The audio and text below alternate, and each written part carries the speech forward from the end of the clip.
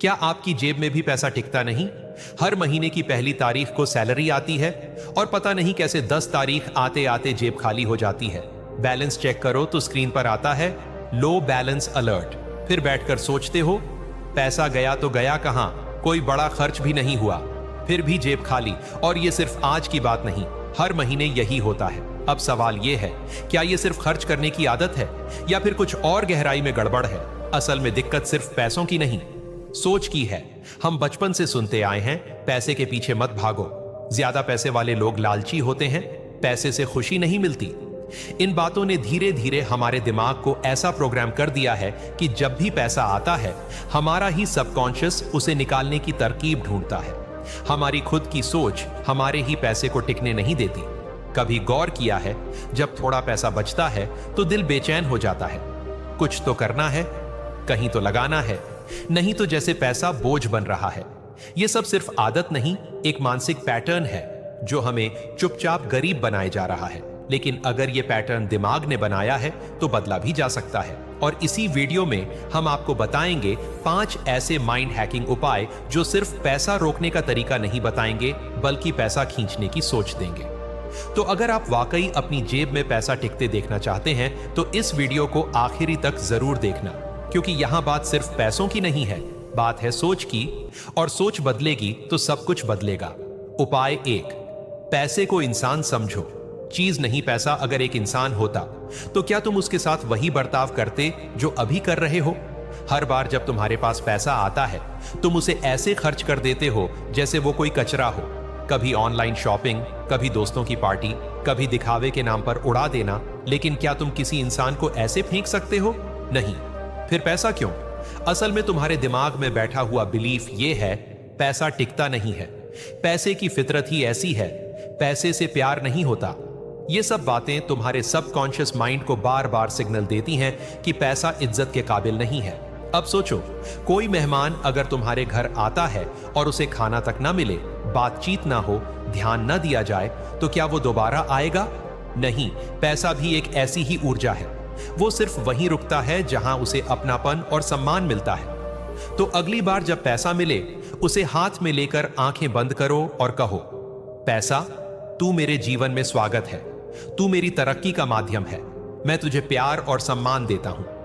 रोज सुबह 1 मिनट का यह रिचुअल तुम्हारे सबकॉन्शियस को नया संदेश देगा और वो पैसा को दुश्मन नहीं, दोस्त मानने लगेगा। उपाय 2, खर्च करने की असली साइकोलॉजी को समझो। हर बार जब तुम दुखी होते हो, अकेले होते हो, रिजेक्ट होते हो, तुम कुछ खरीद लेते हो। क्यों? क्योंकि तुम्हारा दिमाग टेम्पोरेरीली डोपामीन चाहता है। शॉपिंग तुम्हारे दर्द को कुछ देर के लिए छुपा देती है, लेकिन असल में वो दर्द वहीं होता है। बस अब तुम कर्ज में भी डूब रहे होते हो। तुम सोचते हो मैं बस खुद को ट्रीट कर रहा हूं, लेकिन सच तो यह है कि तुम अपने इमोशनल दर्द से भाग रहे हो। इसलिए अगली बार जब तुम्हारे अंदर इंपल्सिव बाइंग का अर्ज आए, खुद से यह सवाल पूछो, क्या मैं इसे जरूरत के लिए खरीद रहा हूं या अकेलेपन के लिए? क्या यह चीज मेरी लाइफ को बेटर बनाएगी या बस मेरी पीड़ा छुपाएगी? अगर जवाब दर्द है तो उस खरीद से रुक जाओ। स्मार्ट खर्ची का मतलब सिर्फ बजट बनाना नहीं, बल्कि अपनी साइकोलॉजी को समझना है।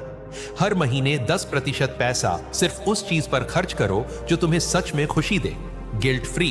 बाकी पैसा कॉन्शियसली प्लान करके खर्च करो। तुम्हारा पैसा तुम्हारा इमोशन नहीं, तुम्हारा डिसीजन होना चाहिए।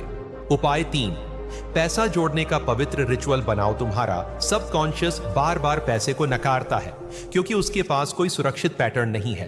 वो समझ ही नहीं पाता कि पैसे का स्वागत कैसे किया जाए। इसलिए जरूरी है कि तुम एक पैसा रिचुअल बनाओ, ऐसा रोजाना का अभ्यास जो तुम्हारे दिमाग को नया रास्ता दिखाए। रिचुअल 1, हर बार जब तुम्हें पैसा मिले, चाहे छोटा हो या बड़ा, उसे हाथ में पकड़कर धन्यवाद बोलो। रिचुअल 2, हर शुक्रवार एक दिया जलाओ और कहो, मैं समृद्ध हूं, पैसा मुझसे प्रेम करता है। रिचुअल 3, एक छोटा गुल्लक या एनर्जी जार रखो और हर दिन उसमें 10 रुपए डालो। सिर्फ आदत के लिए, मात्रा मायने नहीं रखती। ये छोटे छोटे सिंबॉलिक एक्शंस तुम्हारे सबकॉन्शियस को पैसा दोस्त की तरह देखने की ट्रेनिंग देंगे। और जब सबकॉन्शियस तैयार होता है तो पैसा खुद टिकने लगता है। उपाय 4, पैसा रोकने की नहीं, बहाने की आदत डालो। पैसा बहता है, अगर तुम उसे सिर्फ रोकते रहोगे तो वो बदबू मारने लगेगा, जैसे रुका हुआ पानी, और अगर तुम उसे हर तरफ लुटाते रहोगे तो वो सूख जाएगा। पैसे का असली खेल है फ्लो में रखना। कमाओ, रखो, खर्च करो, निवेश करो, बांटो, लेकिन एक संतुलन में। बहुत लोग सोचते हैं जितना ज्यादा बचाऊंगा उतना अमीर बनूंगा, लेकिन डर से किया गया बचाव गरीबी को जन्म देता है। इसलिए अगली बार जब पैसा आए उसे अलग अलग हिस्सों में बांटो। 50% जरूरी खर्च के लिए, 20% सेविंग में, 10% खुद के लिए, 10% किसी और की मदद के लिए, 10% अपनी आजादी के लिए इन्वेस्टमेंट, और हाँ, हर महीने किसी जरूरतमंद को चुपचाप 100 रुपये दो। दिखावा नहीं, सेवा। पैसा जब सर्कुलेट होता है तो वो मल्टीप्लाई होता है। याद रखो, जो नदी बहती है वो खेतों को हरा करती है। उपाय 5, पैसे को अपने मिशन से जोड़ो, सिर्फ जरूरत से नहीं। अगर पैसा सिर्फ तुम्हारे सर्वाइवल का साधन है तो वो बस उतना ही रहेगा जिससे तुम जिंदा रह सको, लेकिन अगर पैसा तुम्हारे पर्पस से जुड़ गया तो वो लिमिटलेस बन जाता है। पैसा तब टिकता है जब उसके पास कोई मकसद होता है। अगर तुम्हारा मकसद सिर्फ EMI भरना, बिजली का बिल देना और वीकेंड एंजॉय करना है तो पैसा बस उतना ही आएगा। लेकिन अगर तुम कहो, मैं अपने माँ बाप को उनके सपनों का घर देना चाहता हूं, मैं एक NGO खोलकर 100 बच्चों की पढ़ाई कराना चाहता हूं, मैं एक किताब लिखकर लाखों लोगों को बदलना चाहता हूं, तो पैसा तुम्हारे मिशन के लिए आना शुरू कर देगा। एक विजन बोर्ड बनाओ, उस पर अपने मकसद लिखो, हर दिन देखो, हर दिन महसूस करो। सबकॉन्शियस को जब डायरेक्शन मिलती है तो पैसा साधन बनकर खड़ा होता है। अब बताओ, क्या तुम पैसा चाहते हो सिर्फ जीने के लिए, या उसे साथ चाहते हो जिंदगी बनाने के लिए? अगर ये बातें दिल को छू गई हों तो कमेंट में लिखो, अब पैसा मेरे पास टिकेगा, और ऐसे ही और जिंदगी बदलने वाले वीडियो के लिए अभी सब्सक्राइब करो इंस्पायरो सिटी चैनल को, जहां सोच बदलती है और किस्मत भी।